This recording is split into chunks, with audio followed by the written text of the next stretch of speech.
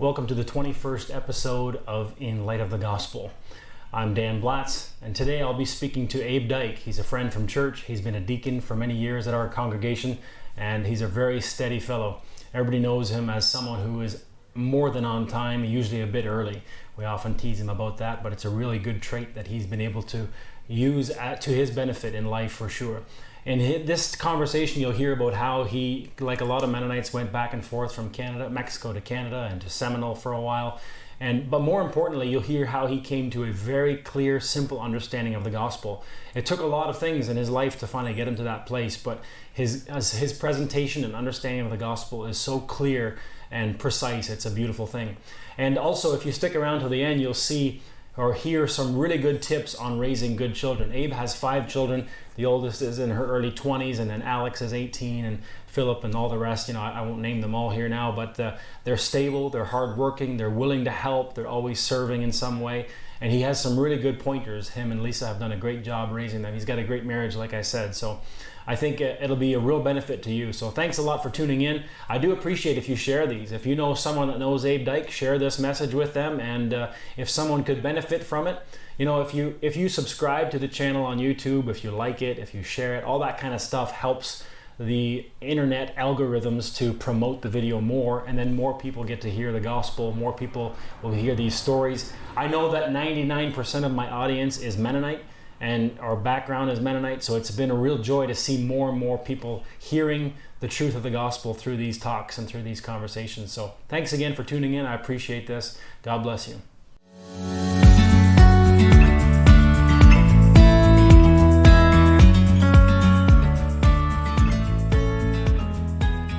I've known you obviously now, like we were saying, for about 17, 18 years, and you and I are in some ways kind of very opposites. Mm-hmm. You're notoriously early, and we're often notoriously late, and somehow we ended up on the same leadership board, and we're serving together, and I really appreciate you guys, and hopefully you guys have learned to appreciate us. Yeah, and I think it's sometimes you need that vice versa, balance each other out, right? Yeah. I'm always, very impatient and early, like you said, and often try to say everything in one word, whereas I don't take enough time to sometimes explain myself too good, whatever, right? Because I feel like I might bore people if I carry on to talk too long. So yeah, but I think probably, like, just looking at our church, even I think a lot of stuff gets done because of your let's get stuff done. Let's make some action happen here, right? So, yeah, I think you're right, and I think so. I think we need both kind of gifts, kind of, right? Where it's part of life is shaping and molding one another, right? And then in the areas where you feel it the most is where you're the most opposite often, I think. Right. So if you take us way back, you were born in Mexico, right? 1978, you said? Yeah, February 22nd, 1978. Born in Mexico, in Chihuahua. So those that are from Chihuahua will remember where Chihuahua is, and in the northern Campo 63. Campo 63, that'll mean something to somebody. Yeah, so the people that come from Chihuahua will know. I think the DARP was actually called Agofeld. Okay. But 63, they're all numbered, so most people just remember them by numbers. I think my in-laws were from 40 something, and I don't know the Campos. Yeah, I'm guessing your parents would probably know where 63 is. So basically, the villages are set up in a way. They're a street in the middle, neighbors on each side, maybe 5-acre lots. They're about 2 kilometers long, and then you have a schoolhouse usually in the middle. I think we had to go to church in Campo twice, honestly, 62. Which was, and I think there was like at least four villages, four campos that shared one church, right? Okay. But each campo would have their own schoolhouse, kind of in the middle of the DARP of the village, and so that's where I was born or raised till most of my life till I was 16, to my parents Henry and Sarah Dyck. Yeah. My mom was the daughter of Abram and Sarah Tishrob. My grandpa, actually, he was part of developing the northern region when the Mennonites moved to Mexico. I think in 22 he was very young, but when they bought the northern part of it in that region, he was part of developing, measuring everything out and getting established. So my grandparents' house in Campo 63 was one of the first ones built. I'm not sure exactly the first one, but one of the very first ones. And so my mom was born there. She was the second youngest of 10. Okay. Born in the same house, raised, went to the same school all her life. And my dad was born to parents, Jacob and Elizabeth Dyck. Grew up very, very poor. move from place to place. My grandpa, he was a just the opposite of your mom. very, very opposite. So my mom grew up very successful parents. They had their own business, a cheese factory. I think they always had a store. Worked really hard. Always work ethic was very important, and worked really hard growing up. And very stable, I think, as far like financially stable and like responsible. And whereas my dad grew up very, very poor. My grandpa Jacob was a herdsman. He just worked wherever he could get hired. Every village that needed a herdsman, he would, obviously free living at the end of the village. And my dad later told me that that's all he knew. He was a good herdsman, but he didn't know any mechanicals, nothing steady. So very, very poor. Your steadiness would come more from your mom's side. Very much so. Very, very much so. Being on time and making sure that things are done correctly and all that kind of stuff. Yeah, so that's how my dad grew up. I think very dysfunctional home, because just from conversations I've picked up from my dad and my uncles over the years, I think very unstable. I'm not sure what he all went through in life. I think maybe trauma. I'm not sure what he's all experienced. I don't really know.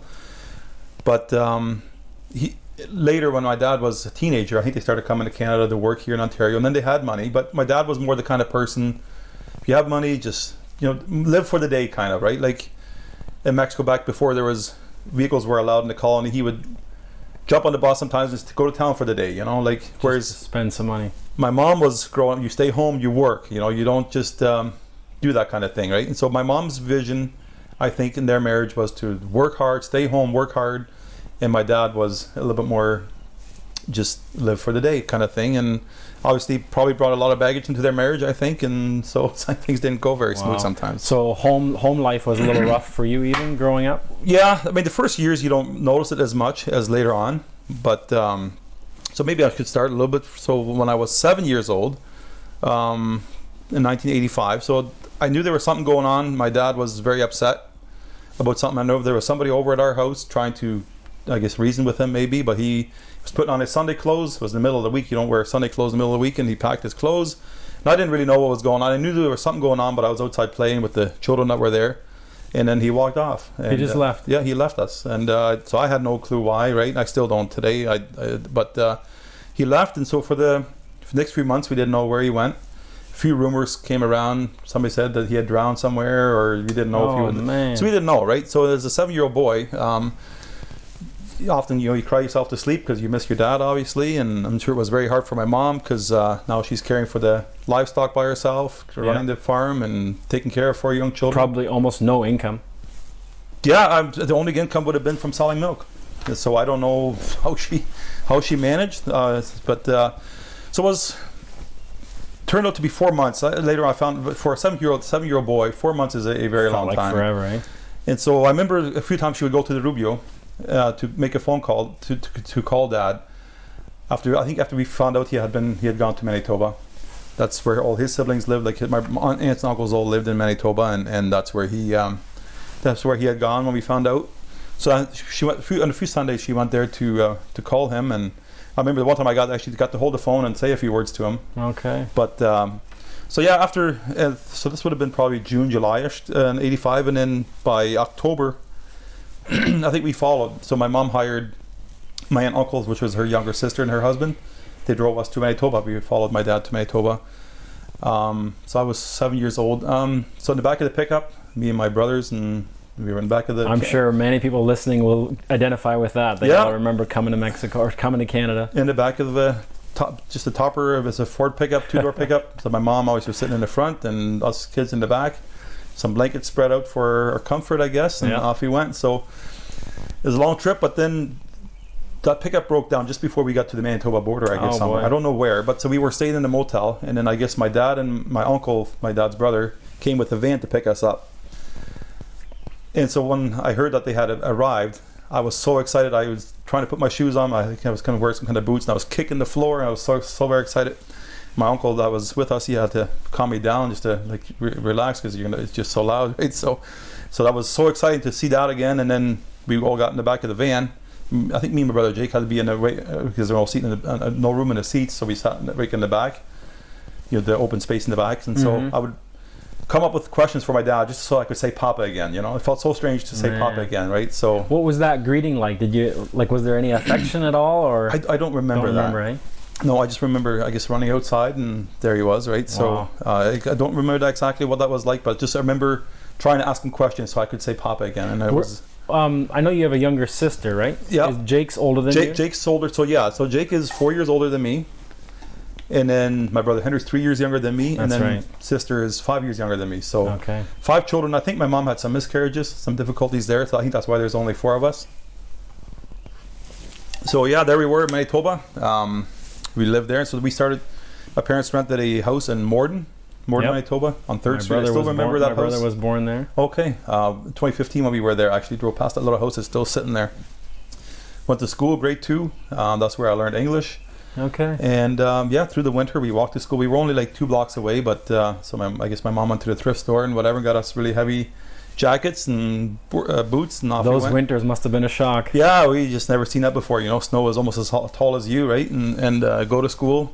But that was really good. My cousin Liz, she was my age, and she very much took me under her wing, made sure she translated for me everywhere, and always. So it was to get me started there, right? So we were there all winter, and then the summer of early summer of '86, I remember riding my bike around all around Morden.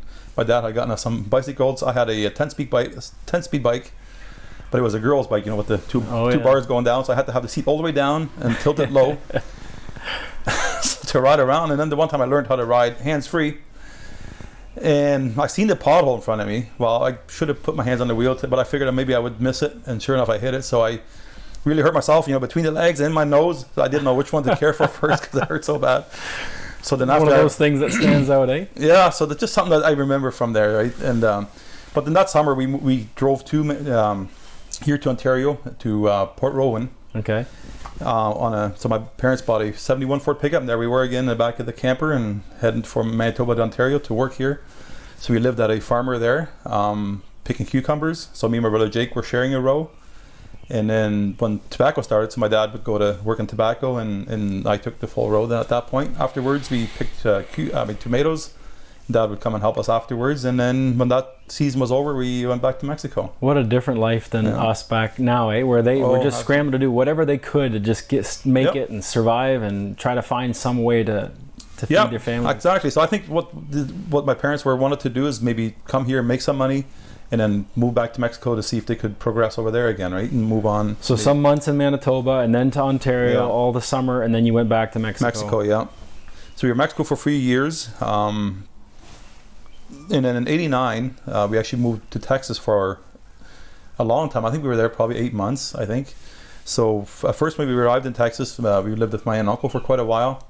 Then my dad found a job in Ropesville, Texas, which is not far from Lubbock, so quite a bit north of Seminole. Yep. Just a small little town, and I went to school there, grade 4.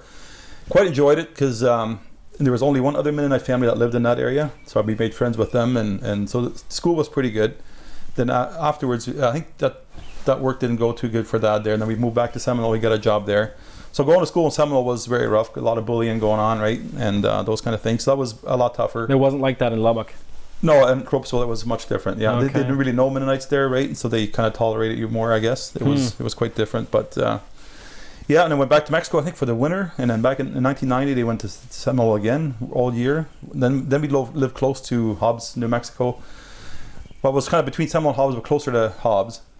And it was a big farm, so we lived on the farm. He had a lot of housing for their workers to live in, and so my dad worked there, and we went to school, and our school was in Seminole, so it was a long school bus ride. But yeah, a lot of bullying. Like sometimes, one time I walking on a schoolyard, and all of a sudden a kid threw me backwards, and it hurt me so bad, like my tailbone. I got up and I was crying, like I could barely move, and another guy thought it was funny, so he came and there I went again, right? Again. Oh man. So things like that were a little tough, because I know the one kid once asked me, like, why do you wear clothes like that? Why don't you wear the kind of clothes we wear? But because, you know, obviously my parents couldn't afford. All you know too, right? We couldn't wear name brand clothes. So I think my mom often, you know, bought nice clothes at you know, discounted prices at thrift stores or whatever, and so that's just how it is. I think if you're in the public school, if you're going to send your kids to public school, like, I would encourage parents, make them dress what they wear, because it's you stick out like a sore thumb, right? And you get bullied a lot. But that's So I remember now we did a lot of hoeing too in Texas. So my dad was working on the farm. Me and my mom and our kids, we would summertime we'd be out in the field hoeing cotton and peanuts in the hot 104-degree weather. I see. So that you've been on every kind of farm, eh? Yeah. So, Was there much church going for you guys as a family? Not as a kid. I think in Mexico kids don't really go to school. Like, so in Mexico, kids, I mean, go to church. I remember once going to church when my dad took me once, and I was probably the youngest kid in the church. And man, I don't know how old I was, maybe 6 years old. And I sat when I walked in the door, I had never been to church before. The first seat I seen, I sat down right beside the door, and there I was, right? And all I remember from that sermon is the preacher would every once in a while say, "Oh, we trory." That's the only thing I remember from the sermon. It's just like, this was a pretty sad affair. Sad place. That's what I remember. Maybe it was a funeral? No, it was a Sunday morning church service. So that's kind of what I remember. But yeah, wasn't really popular for kids to go there. And then in Seminole, my parents went quite regularly to the Rhinelander church there. And then I guess before in '86 when we were in Manitoba, we went to Old Colony there quite a bit, and we were in Sunday school there. So I think that was quite regular at that time that we would be there. At least I remember being in the Christmas program there. And and then in Seminole Did you, as a young child, have thoughts of God really, or wasn't it really something that stands out? Well, I think I always knew God, like always feared God, always knew I didn't meet God's standard. Like, you always looked at God as someone who was ready to strike you. You know what I'm saying? Like, you never feel like you've measured up to God. So yeah, there was always a fear of God somehow, but not knowing how to live for God, right? Like, so by the time and this happened already in 1990, like when I was 11, 12 years old, where I had this awful fear, right? Like, especially towards the evening at night, like I would fear that I'd be the last one to fall asleep. But if we had been out as a family, I would often I wouldn't be able to fall asleep. My mom spent many hours on my bedside waiting, just until I fall asleep because I was afraid. Then even later in Mexico, like 1990, 91, if we sat around in the evening around the table just to relax a little bit and do some coloring and just some family time, I would often dash off to bed before anyone else, just so that I would fall asleep before everyone else would go to bed. It's just so that Was it fear that something would happen in the home, or fear of meeting God, or? I think, just fear of life, because obviously I've been told that it was the end of the world. So everything just seemed so pointless to me. Like, because if it's the end of the world anyways, like I remember one girl in our couple got married to our second door neighbor, this weeb girl. And they were building them a brand new house. They were building a new house. And I'm thinking, what's the point? Like, if it's the end of the world, why do anything yet, right? Like, so that was like, I think I was maybe a depression state. I don't know what it was. I think there was. Now I look back at it and I realize there was a lack in my life, a hole that needed to be filled, but I didn't know how to fill it. And so sometimes I would even recite a prayer and try to relieve but I didn't know. I never talked to anybody about it. I just that's something you just live with. And at the same time, sometimes too, at that time, my dad sometimes, like, he wasn't an everyday drinker, but if he did, he would leave and sometimes be gone for 4 or 5 days. Just go on a binge. And binge drinking, and you don't know where he was. So, and it seemed like I always sensed it coming. So sometimes I would see him walk to the pickup, and I'm thinking, I don't think he's coming home today. Like, there was this urge in my spirit thinking, I don't think he's coming home today. Because he would often do that. Like, because my aunt and uncle had a store in our couple, where often men would just go to the store, socialize, hang out for a little while, drink a Coca-Cola, and come back home again, keep working, right? And I would think, I don't think he's coming home today. And then all of a sudden, an hour goes by, 2 hours, and all of a sudden it's time for evening chores, and he's still not there. So we're milking his cows. Nighttime comes around, he's still not home, right? And then you start wondering, and then when he did come home, it was always late at night, and it always scared me. Like, is it tonight going to be the night when he's coming back, right? And so that was always something. So when he was home, was there a lot of turmoil between him and your mom, or? At times, yeah. So at times there was a lot of turmoil, and then later sometimes, just obviously several years after we had followed to Manitoba, so Mom would often tell him that the biggest mistake in their marriage she had made because she had followed him to Manitoba. And that always really hurted me, because to me that I was always so thankful for that time, right? Because I got to learn English, I got to be with Dad again, and so. But I don't know what that meant. Like, obviously I don't know what all happened there, or whatever, right? So. To me, it really hurt it. But yeah, especially after he would come home from those drinking episodes or whatever, there'd be a lot of tension, because obviously Mom would want to know where he was, and often probably spent a lot of money. Who knows what he did or where he went. So that was always very hard to listen to. Like, often, sitting in the barn milking our cows and hearing some of that. And then my dad often would get very angry too and blow up, right? Oh, man. So that was very hard. But then it wasn't always like that. Sometimes, like, there's a lot of times too when they were really good with each other, and we've done fun things as a family together. My dad loved sports, so I think that's kind of where I developed some of my sports. Yeah, you really like baseball. Baseball, as long as I've known you. Oh, yeah, absolutely. I'm a huge baseball fan, and so we had, we've done a little bit of travel, like into the mountains. My dad loved fishing. He was a huge fisherman, so that gave us a lot of swimming opportunities in the woods, exploring the woods, and those kind of things. So things like that. So that wasn't just not all bad memories. All gloom and doom, right? Yeah. But it just, obviously their marriage was very hard. I think my mom's vision was to, like I said, to work hard, and my dad was more of a simple man. My mom is a very intelligent woman, and so that was a little bit how about growing up. But yeah, and then by the time I was 12 years old, so I think that's when we came back to Mexico after 1990. I didn't go to school anymore. Technically in Mexico, in the communities, I think the boys go till they're 13 and girls go till they're 12. But then Dad thought, since I had some extra schooling in Texas, I was able to convince him I didn't want to go to school, because the schoolhouses, the way they were set up back then is you have one teacher, 100 school kids, the boys sit on one side, the girls sit on one side. So it's a very... Did you learn to read and write? Yeah, somewhat. Especially in English school, I think I learned quite a bit.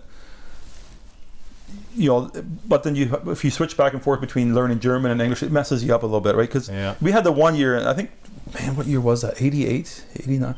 No, maybe it was where my parents actually sent us to a different school, the EMMC school in Mexico. Yeah, and couples in 76, 67.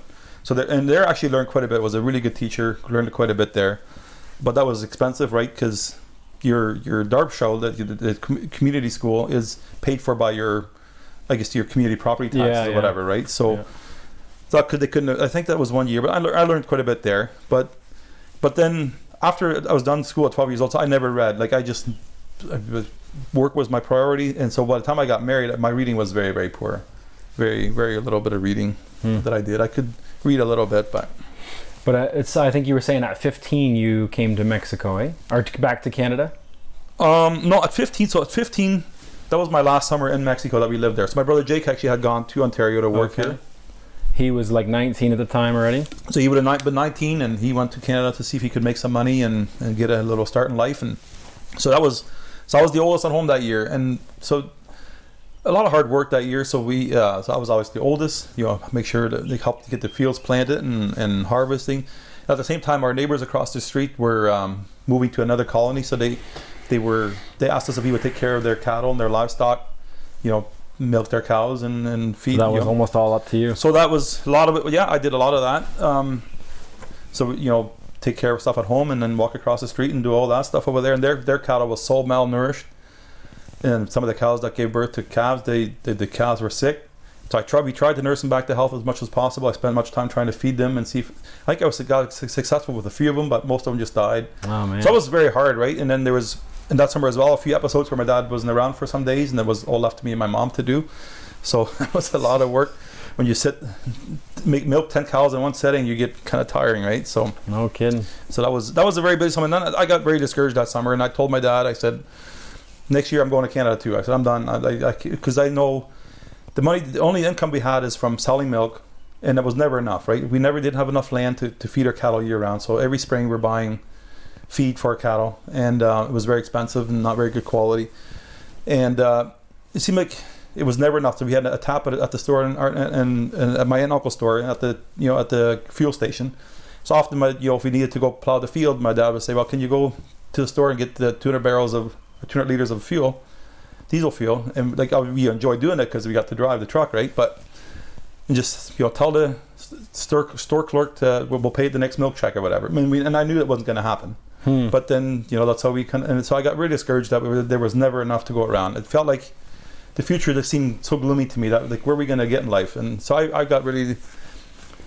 Canada and US definitely sound like a promised land. Yeah, man, so right? I started saying I just told Dad next year I'm going to Canada too, and I was so young, I guess it's kind of a bold thing for me to do, but I'm guessing he must have talked to Mama quite a bit about it. So then the spring of 94, we actually made an auction, sold everything we had, all our equipment, all our livestock got sold. Okay. And auctions in Mexico are a big deal. I don't know if you remember that, but so if there's an auction, almost everybody from all the community comes around, and there's taco vendors and there's all kinds of stuff. So it's always a big event. But yeah, so it was a whole day affair. You're able to maybe make enough money to kind of... Yeah, so I think everything brought enough. My parents paid all their debt. All the accounts got settled that we had, and enough to travel to Canada. Sold the land and everything? I think not at first. I think at first they kept that because my mom inherited quite a bit when her parents died. I think probably at least 20 acres, and then it's also the house that we had, the 5-acre property plus. I think when my parents got married, they got 17 acres as well. So that was something that she got from her parents when she got married, and then they only had to pay that as they could, right? So that's what her parents did for all their 10 children. When they got married, they all got a property with some land, and then they could pay it off as they could. Wow. Right? So I think that's later. It's all been sold, but they kept that, and everything else was sold, and that was enough to travel to here in Ontario. So then your later teenage years were here in Ontario. Yeah. So 94. So when we first came here was April. Kind of, you know how April is, kind of wet and gloomy, and I didn't really know anybody, so it didn't feel too good. But we were here. Parents rented a house in Springfield. Right close to where our church is now. On 52 there on Springfield Road. Yep. House is not there no more. It's got torn down. A new one's been built there. But rented a house, and me and my dad and Jake got a job at the nursery. Oh, they're McConnell's. I used to be McConnell's. I think they had a different name at that point already. But yeah, that's where we worked. 3 of us going to work together and bringing in some money. Yeah. And I worked there till 97. Dad quit earlier because he got injured at work. He was unloading some garbage, and the wagon broke through, and he was throwing a skid off and broke his wrist. So he was off at work, and it never healed. All his from then on, he always had a broken wrist. So if he went with his arm like this, you could always see the bone stick. It was kind of creepy. And Jake, the one time he quit, was a bit of we were working together. We were supposed to do some kind of packaging, and it didn't work too good, and the boss was really on us, and Jake got frustrated and threw everything down and just walked out. So he was done, and so I stayed there by myself yet for a while. So I actually lasted till I think 97 when I finally left that place. Now looking back, I wish I left a long time ago. Like minimum wage job, right? And but it's something you get comfortable with it. You know what you're doing, and there you are. And so by 97, I would have been 17, 18 years old. But yeah, as I grew older, like even smoking, I started smoking at a very young age. Sometimes stealing cigarettes from my dad, and he never really said nothing. I'm sure he knew about it. And that's another thing. Like my mom took over the financing years ago already because Dad obviously wasn't good with finances. Okay. And I think Dad knew that it was the right thing to do, but it really frustrated him sometimes. So often when he had to go to Mom to ask for money to buy another carton of cigarettes, he would be very upset. Like, why do you smoke so much? Why is it costing so much? Meantime, sometimes the pack went missing and it went to me, right? Like, so I added to his grief, kind of, right? Oh boy! But it's when you don't know Christ, it's how it goes. And as I got older, even getting drunk already in Mexico on the street, if you possibly could, when you're 13 years old, you're out in the street with the youth boys. That's how it is, eh? Yeah. So the one time, I think I was 13, 14 years old, maybe 14, about 14, 15 maybe. The 6 of us, we were able to buy a bottle of whiskey from the older boys that had trucks to go to town. Obviously had a huge inflated price, and we drank it straight up. We didn't have any Coke to go with it. Yikes. And got drunk and got so loud, and it was in a tragedy I had in our community at that time. A young little girl had gotten killed. Her parents were moving into a new house, and furniture fell over and just broke her neck, and she died. And that funeral was going to be that Monday. But that Sunday night, us guys all got drunk and were, I guess, really loud on the streets everywhere. And so even later on, the next day, Mom said, "Why were you guys so loud last night?" I didn't really say anything. And then that funeral, I felt so awful. Like, here these people are grieving the loss of their little daughter, and you went ahead we had all gotten drunk, right? So getting drunk, you think you're having fun, but the grief, and it's just the down spiral in life when you do that kind of thing. And it just got worse as I got older, right? By the time we lived over here, time I was 17, 18, 19 years old, every weekend, like drinking all the time, drinking and driving. A lot of drinking and driving. Like if there was a party in Vienna or in Springfield somewhere, I was there, right? Like, so a lot of that kind of thing. So that'd be about the time you met Lisa too? Yeah. So that was, we met in 90, what did I say here? You said you worked at Hoover. You met Lisa in 97? Right. So I still worked at the nursery when I met Lisa. And she actually worked there the one winter too a little bit. And we started dating in March 19th of 97. That's when we decided to start dating. We knew each other a little bit before that. We had been together like just here and there a little bit. But the one time I promised I would come over like to her friend's house, and I hadn't. I just went with my friends to bar hopping and those kind of things. Just didn't go. And next time I showed up again, and then she took off with some of her friends. Somebody else showed up, and she just took off. Oh boy! All of a sudden I found out she's just gone. So I was upset about that. And then that week, actually, she called me. I think Tuesday night or something. Hey, you still mad at me? She says. So then I was a little upset, and then she just said, you did that to me too, or whatever. And then she said, well, why don't you come over Wednesday, come to my house? So I thought, well, that's interesting. So Wednesday, I had a bottle of whiskey, and off I went to her house, and I guess we talked some things through, and that's when we became a couple. Officially boyfriend and girlfriend. Yeah, and at first too, like I would usually show up with a case of beer and drink that on the weekend. Like we eventually slowed down. I can hardly imagine this. I know. Most people that I know today don't know me in that, and are not, and even Lisa in that lifetime too. Well, right? Most people now see you Sunday mornings doing the announcements. You're the first one there. You're just steady Abe, right? And back then you were partier and drinker. Very much so, and smoking, yeah, smoking cigarettes at a very young age. So yeah, we started dating. So by the time in '98. 98, you lost your license? Yeah, March of 98. So what happened, at this time I was working at Canada Trailers already, known as P&T Welding at that time. Canada Trailers was kind of a new thing that you did on the side a little bit. And so a friend of mine that I was working with, he was a married guy. He wanted me to, always said, I should come over on a Saturday once to see his bike and, just to hang out. So there I was, him and some more friends on a Saturday afternoon, drinking some beer again, like it was normal. And then I realized it was time to go to Lisa's house. So I rushed home on South Street, and there was a guy crossing the street walking his dog, and obviously I guess he wasn't paying attention. I kind of had to swerve around him, and I just stepped on it, and off I went home, right? Just no big deal. So all of a sudden I'm in the bathroom getting ready. All of a sudden there's a knock at the door, and it was that same guy. Now he comes to the door, came to the door, and he says, "Is that your car?" I said, "Yep." And then he smelled my breath, and he said, "You've been drinking?" I said, "Yeah." And I found he's an off-duty Elmer police officer, so he had followed me home. So he used my parents' phone to call it in. So the police chief and a female officer came and picked me up and took me to the station. And then obviously I had to do the whole thing there, walk the line and sit in that little cell for a couple hours. I think it felt like a couple hours anyways, and failed the breathalyzer test. So lost my license immediately for 90 days. I tell you, that's such an embarrassing moment when your mother has to drive you to work in the morning. You're 19 years old in your own car, and you can't drive, and come and pick you up afterwards. So that happened for was it a pretty big eye opener for you then too? It was. I think it realized that I can't keep going like this, right? Like you can't. You're going in the wrong path, and so that was the 90 days, and then pending whether you lose them for another year at court yet, right? So if and so then I talked to my uncles and stuff, and they thought I should fight it. So then I ended up hiring a lawyer, and I keep bringing him money to try to build up so. Just the last week there, I looked up. I still have my records at home, all my receipts, and so it cost me just under $3,000 to fight it.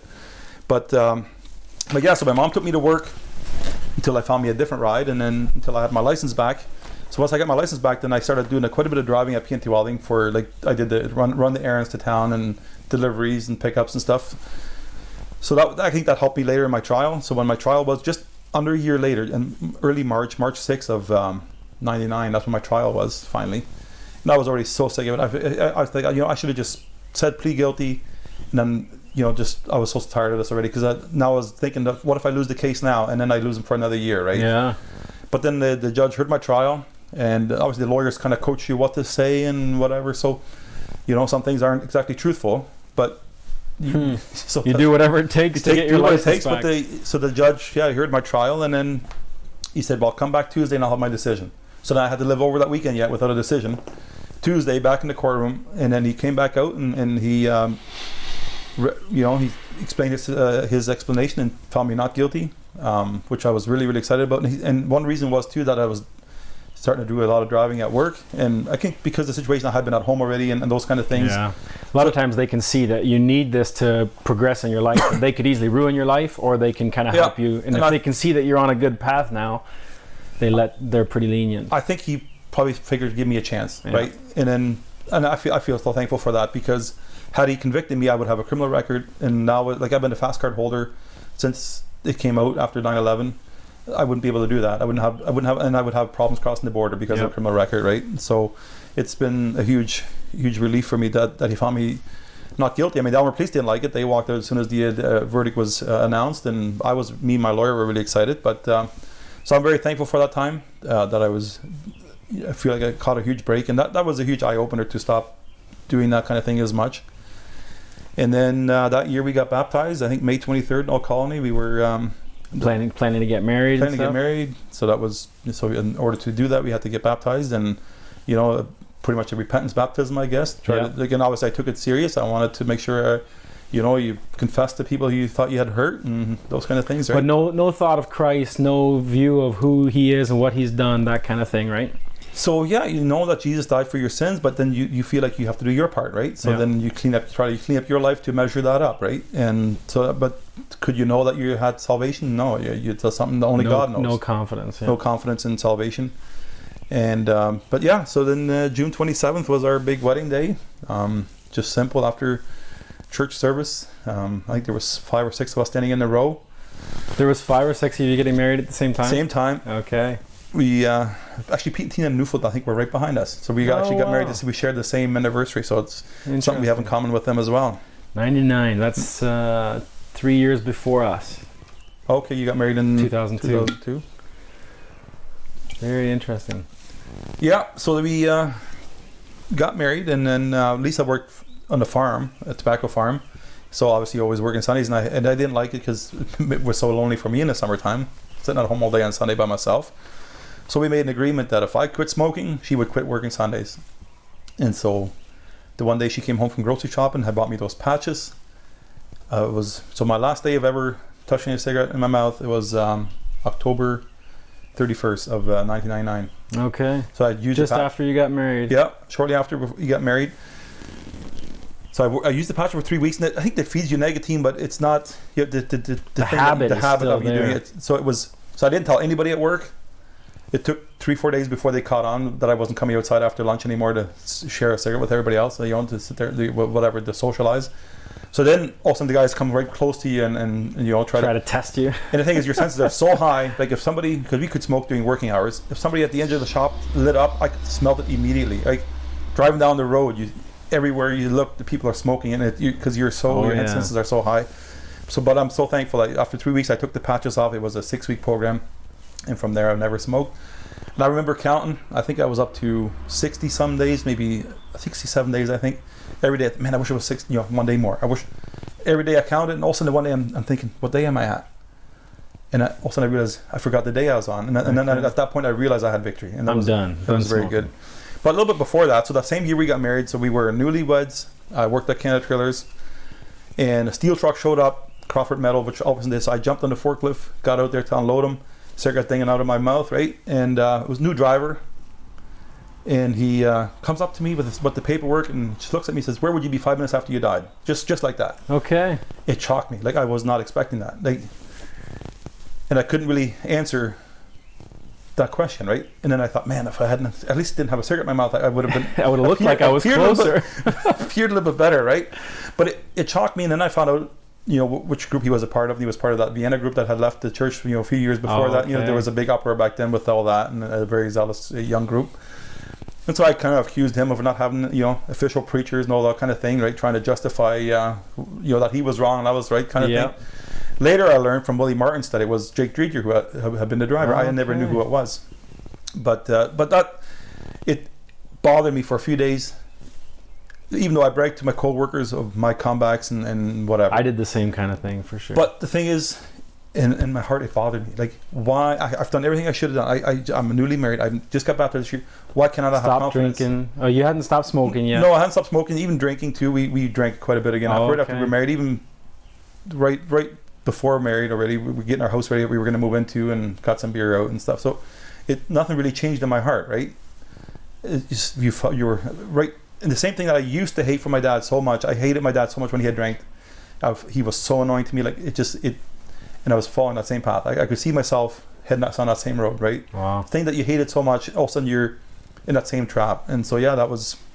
To think about death and eternity and where you would be 5 minutes after you die, that can. Yeah, obviously I knew my body would be laying on the ground, but I knew he was talking about my soul, right? Mm-hmm. And that really, really pricked my heart. But I kind of, brushed it off and move on in life. But then I think the year after my brother Jake was already a Sunday school teacher at All Colony, and I guess they were looking for more. Peter Friesen, he was the Sunday school principal. All of a sudden, he calls me up and asked if I wanted to be a Sunday school teacher, so I did it. So at that point, we were very much quit drinking. I think we, because we wanted to go to church and be more committed. You have to worry about your reputation a bit now because and Carrie was born, and so now, the odd time I would still drink a little bit, but try to clean it up as much as possible. And this is, I often think about the way the Mennonites and the Amish, they kind of think like, the Amish will say let them sow their wild oats during their teenage years, then they'll get married, then they'll settle down, they'll slowly become just a good solid church citizen. And that's kind of what you had become now. You're doing your duty, you're serving the Sunday school, you're not drinking as much. Things better now. Right? Stop smoking.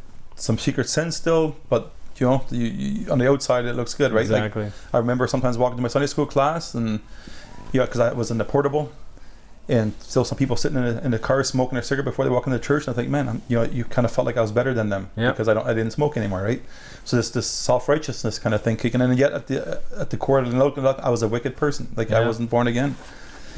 But when Carrie was born, and it gets you really thinking, right? That what do you want for your future, for your children, and realizing that you need it more. So that was, and then 2001 as well. I got my license, started driving truck. So I was driving team, left home Sunday night, got home late Friday night, and we had a 10-month-old baby at home, and that was really, really hard. I always thought driving truck would be my dream job, but that was the hardest thing I think I've ever done, getting started. And I knew I needed to get started somewhere to get experience, and I wanted to eventually be able to make enough money to where we could buy a home. That was our vision, right? Be able to buy our own home, and I was hoping that my wife wouldn't always have to work, to where if we would have children, that she could be at home, and that was kind of the motivation for that. So that was for a little while. I had my one co-driver. After 3 weeks, he quit, and I was a brand new driver. Then I hired another guy, and he actually ditched us in Ohio. The one night he ran off the highway and pretty much flipped the truck all the way sideways. I was in the bunk. I just all of a sudden heard the chaos going on. All of a sudden, he came to a standstill. And so I climbed out the window, and as I peeked in my head out, the state trooper was already sitting there waiting to see if there was any people coming out. I guess he had been right close by watching traffic, and somebody on CB had alerted him that there was a truck crash, so he was already there. How long did you do that long distance driving? So it wasn't, I was gone all week. That was only for maybe 3 months. I forget, because after that the company didn't really want to keep me on, because I think their insurance were probably on them for having new drivers by themselves out there.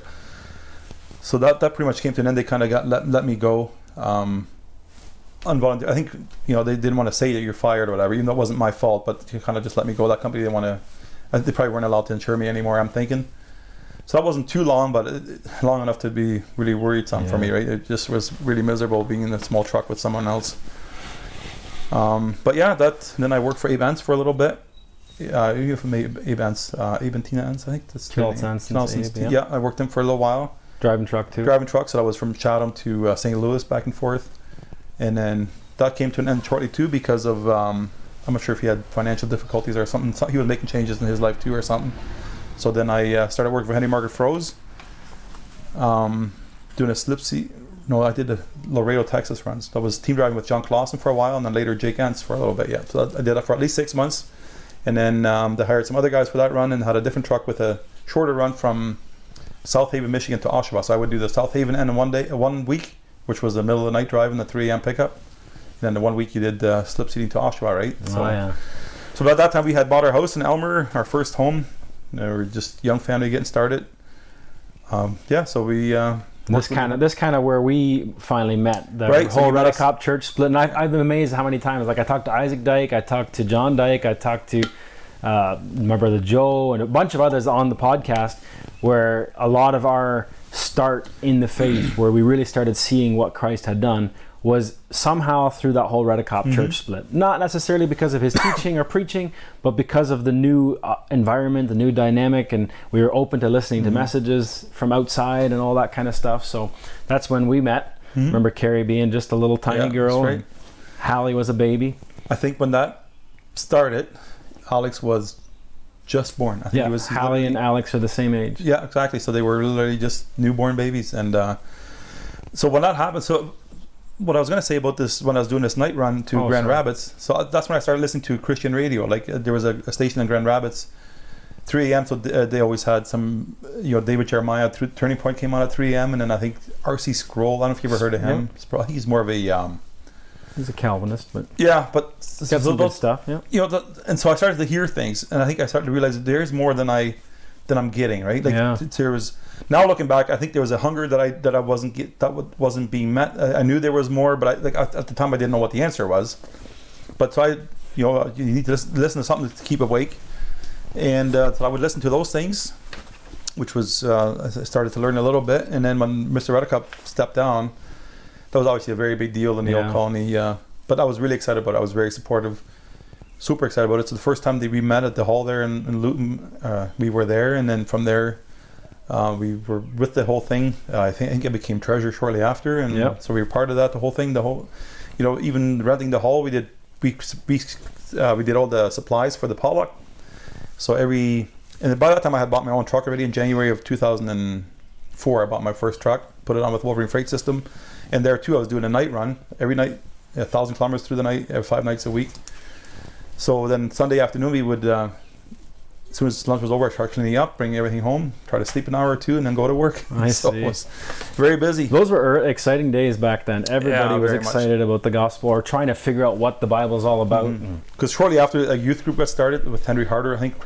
Henry and I started that. Leading, and Henry sharing the devotions. And I very much appreciated that, because listening into that, and they invited us to that too, to play sports and a lot of devotions. Like there was John Maria Wall, I think we're part of that too. So a lot of people that we got together with.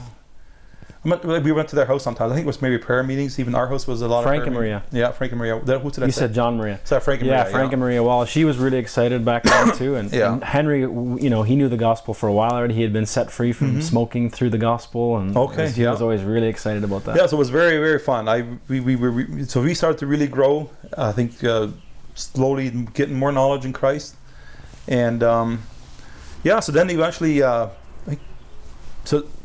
but I think, I'm not sure at what point I actually got born again, because it took me a process. So when you're so deeply ingrained about your works, it takes a long time, especially a slow learner like myself, like a hard-headed person. Yeah, it takes forever to learn something. And then you're hearing like a flood of messages, whether it's David Jeremiah or all of a sudden Denny Keniston and Mo Stoltzfus and these guys from Charity.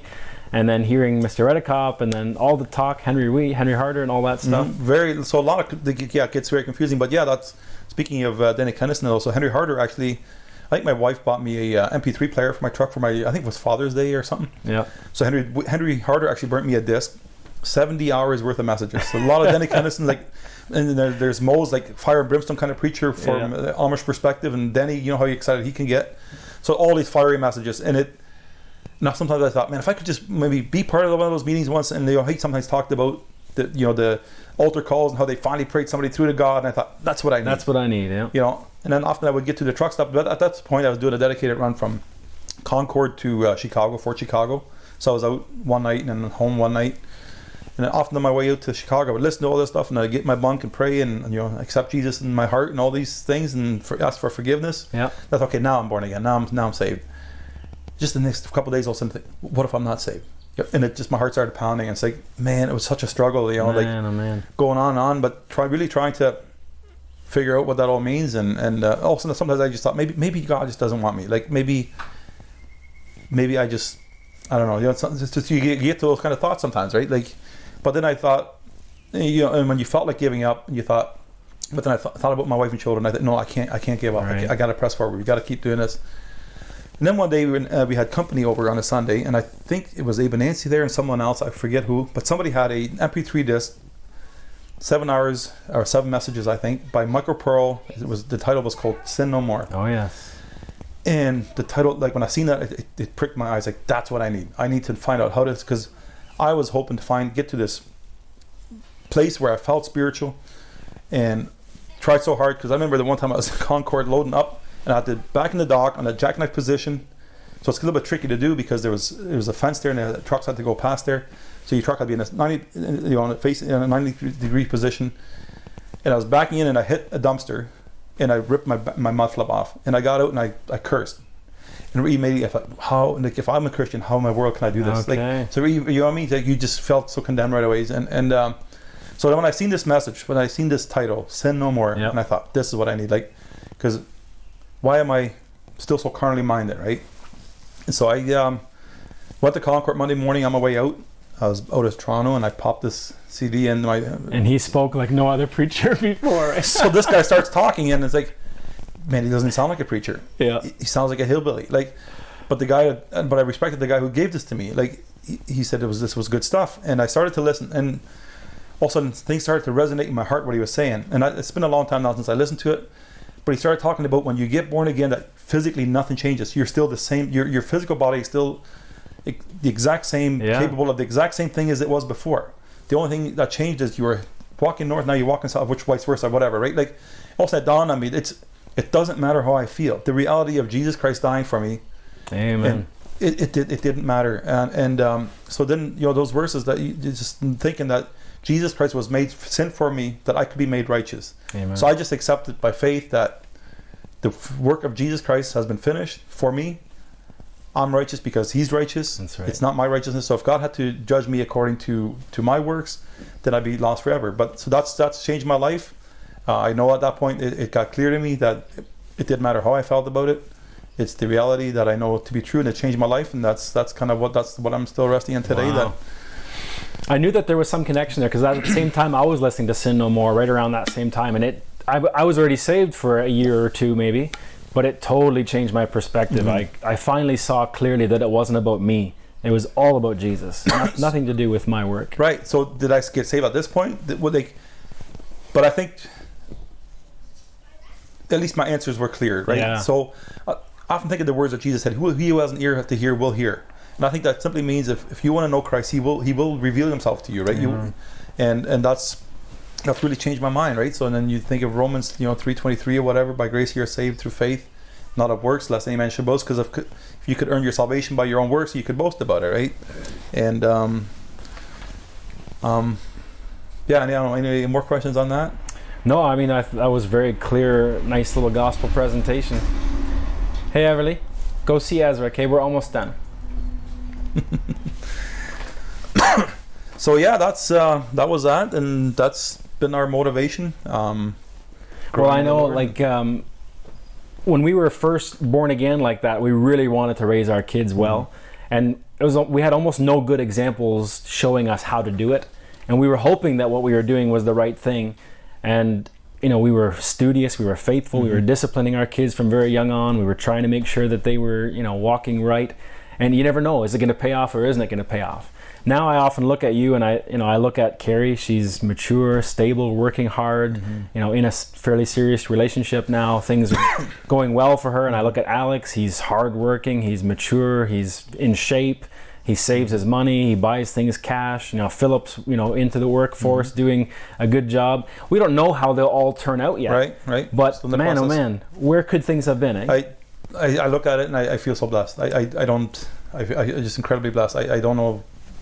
How could this have happened? It feels so undeserving, right? But it's it's something that we took very, very, very serious. Like you said, raising our children. It became, we learned about homeschooling then, because Carrie, the first year we actually sent her to junior kindergarten, and immediately you think that you are sending a small child, innocent, but her attitude started changing. Like, she was getting more rebellious, more resistant. And so we learned about homeschooling, and we took her out of school, and I remember the first year Lisa was teaching her. All of a sudden she started to read, and Lisa said, I taught her how to read. She knows how to read, and well, where that's gone. She's never stopped reading. Her nose is in the book whenever possible. Yeah. And she's a few years ago she actually wrote her own book. Yeah. And printed it and everything. Printed it. So we're super blessed. So that's been our focus, to try to raise our children in a stable home. And my wife too, she's naturally a optimistic person, whereas I'm more of a pessimist.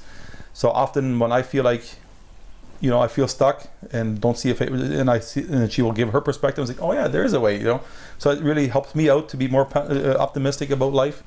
She's a very optimistic person, and she makes the home fun. She's a very behind the scenes kind of woman, like she never wants to be out front and center. Put her behind the scenes, and that's where she'll serve.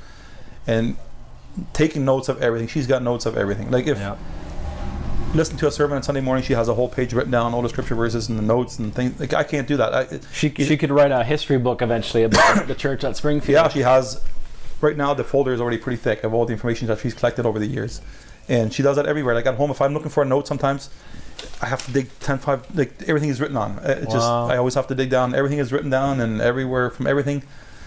She just keeps track of everything, and there's just no denying the grace of God. Grace Amen. Being God's unmerited favor. Like you look at your history, the way you were raised, the way your dad was, the way your mom and dad couldn't get along, him leaving, all that kind of stuff, and then for you guys to have a stable, happy home, right? Like we look at your marriage and we see you guys you're still flirting and holding hands and enjoying each other's company. 25 years into marriage now, right? That's almost. Right. Well, yeah, we're getting there. Yeah, so. It's incredible what God has done. Well, I am, and it's and I see the work that God has done on Lisa's heart as well. Like, I mean, she grew up. Her dad was an alcoholic as well, and very little going to church growing up. I think she's been to church a very few times. Wow. And so she's maturing. She loves to study the Word. She studies the Word all the time. She loves learning. She's just incredible. And then it's the way she was. Always really admired her how she nurtured her children when they were small, like how she cared for them and how she dedicated her life to them, and it's been so much beautiful to watch, right? And then now the children growing up and they've been homeschooled under her guidance.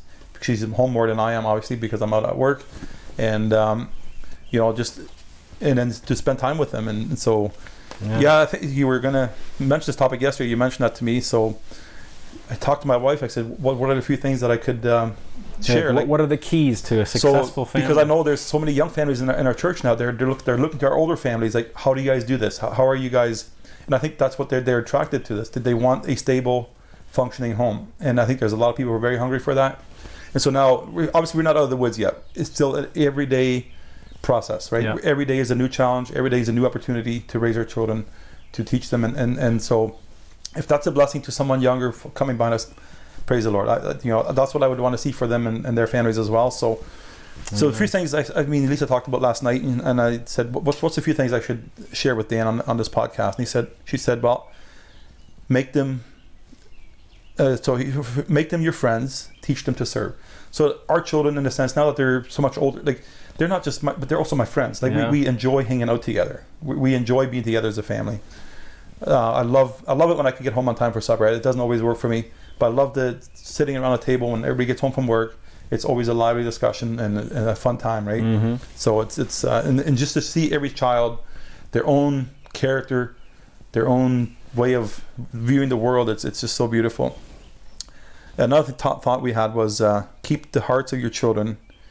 If you don't, you won't have access to theirs. Exactly. So I think if you have the heart of your children, you can admonish them. You can give them advice, even if sometimes they don't like it, but they will listen to it because you have their heart, right? So, and I think if they know that you have their best interests at heart, and each child is very, very different. Like if I think of Alex, he will come to me for advice sometimes about his future dreams and decisions that he wants to make, and he'll seek my advice on it. And what do you think about this, Dad? Whereas Philip is way more independent. He's more the kind of guy that, I got this. I don't need help. I'll figure it out. Right? I'll figure it out. So he's going to go through some hard times sometimes because he's gonna have trial and error. So I have to figure out a way to, how do I indirectly sometimes give him advice without even him really realizing that I'm trying to give him advice, that when he faces that time, that he'll make good decisions, right? So you have to figure out each way of each child how to try to approach them, right? Too many parents when we were young, I think, saw just discipline. They really, like some people, a certain group that we know of, where they were very, very strict with their kids, and they had obedient, little soldiers that did what was commanded, but they didn't really seem to have their kids' hearts. And I think that's really key. You need to do both, but if you don't have their hearts, discipline is just going to drive them away. Yeah, absolutely. And if I think about it now, the older children I've spanked more than the younger children, because I think when the younger children come along, they see how the older children react to the parents' demands or whatever, and they kind of almost naturally follow. They fall in line. But that says, okay, then we do, right? So then it becomes much easier, right? So then, you have to have their hearts for that. For sure. Another one was spend lots of time with them, not just working, but fun times. Yeah. So obviously, work ethic is very, very important to me. Obviously, I love working hard, and so to teach our children to work hard I think is very important to me. but also to have fun time. So we've had, where we've gone on vacation before. You create so many good memories when you do that. Like, it's expensive, I get it. And then I would encourage people, young families, if you can, maybe set up a budget, save some money, go on vacation sometimes, spend time at the cottage for a week or whatever, right? So. But you worked alongside your boys quite a bit on Saturdays and stuff too, right? Yeah. So right now we still have quite a bit of wood to cut. We did some last Saturday. I think we'll do some today, this afternoon. Yeah. So that's always a lot of fun. I have some machinery in the shop, woodworking tools, which don't get used as much now that the boys are working. So now we don't. But those skills probably helped them somewhat at work too. So that was where we did it, fun times. Okay. Another thought we had is talk to them as individuals. They are not an extension of you. They are their own person with their own thoughts and ideas. Oh wow!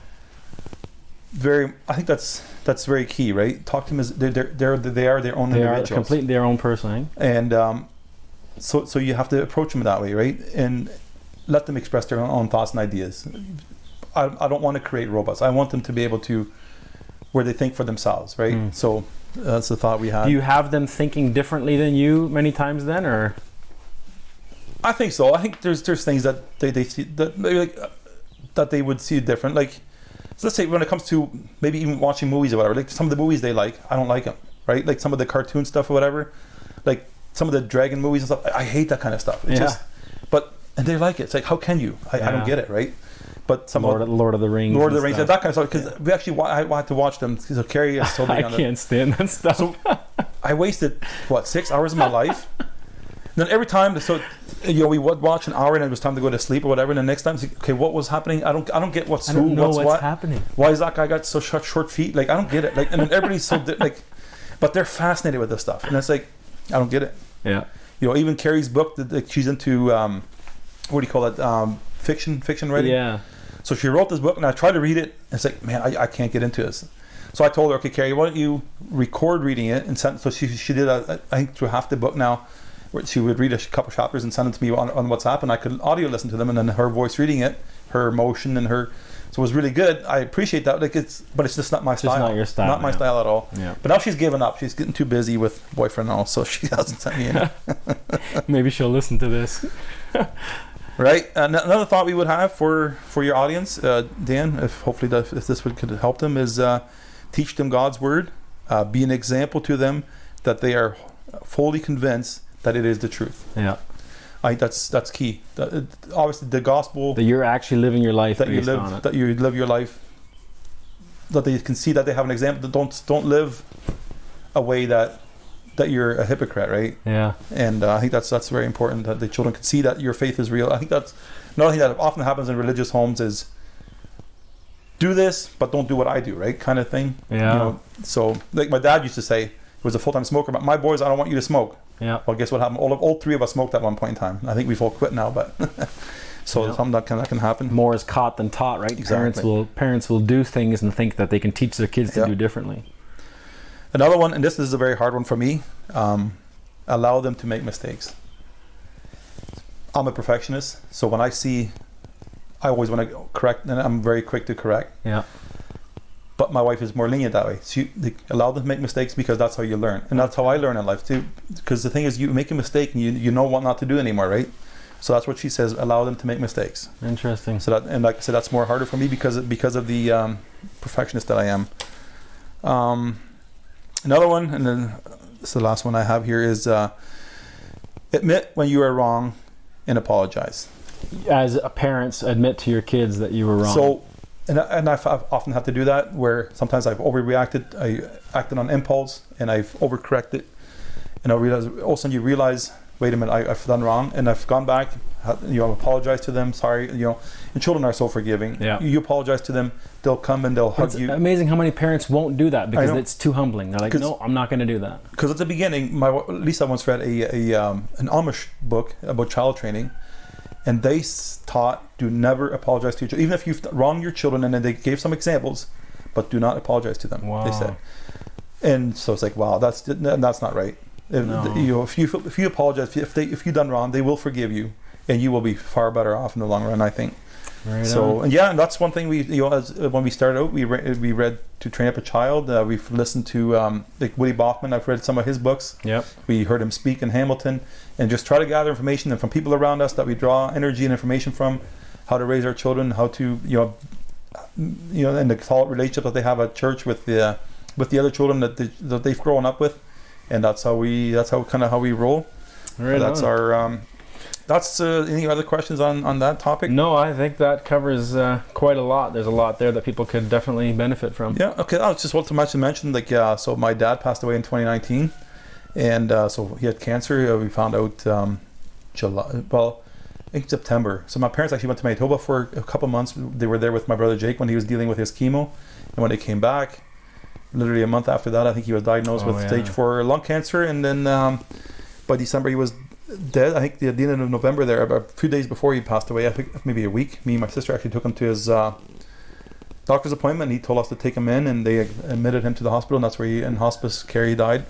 And but the last days that he was still alive, he became very, very active, very dangerous. I think you're driving his go-kart and tried to drive the car and cut branches off a tree, and I just thought he was going to get himself killed. He had a broken something before he actually that.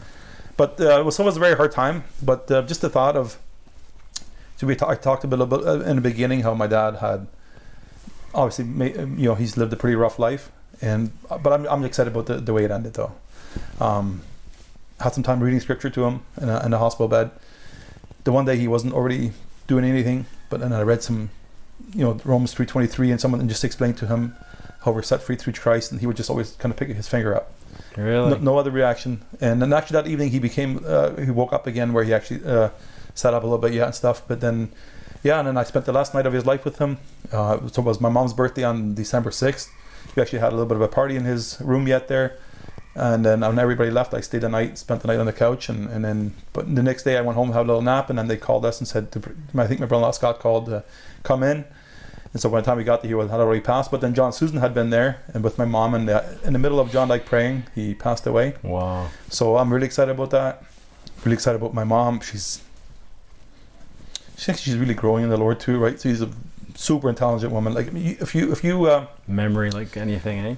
If you were to interview her, she could give you a play-by-play with her all her life. She'd probably sit here for hours and hours and hours. I don't know how long it would take her, probably a whole week. I'm not sure, but she's an incredibly talented woman. Very remembers everything. Like sometimes when she talks about my childhood, she will remember all the details. And I was like, I just don't know. So she's very much into genealogies. The one time she figured it out, she told me I was my dad's fifth cousin. I said, Mom, to stop. I said, he's just my dad. He's not my fifth cousin, So I'm very proud of my mom. I just want to put that out there. I know they didn't want these hard times for us either growing up. But it led to this. It did. So that's awesome. I don't think of those times much. I think of now in the future and see what it'll all bring. And just really excited to see my children grow up and hope to one day have a lot of grandchildren and all be able those to be that influence to your grandchildren as well, right? Happy to be at the church we're at. We've been asked to serve as deacons, which I sometimes try to figure out what all that means. Yeah. But we're there, I see you providing a lot of stability to the church as well. People just know that you're there, the consistency of your life and your family.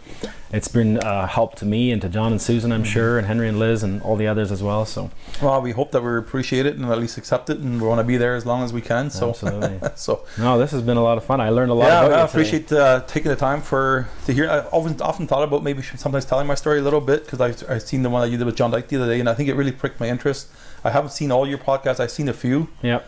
Because I have other ones that I listen to. That's kind of another routine with me. I listen through the Bible with J. Vernon McGee every morning. Yep. Been doing that now for a long time.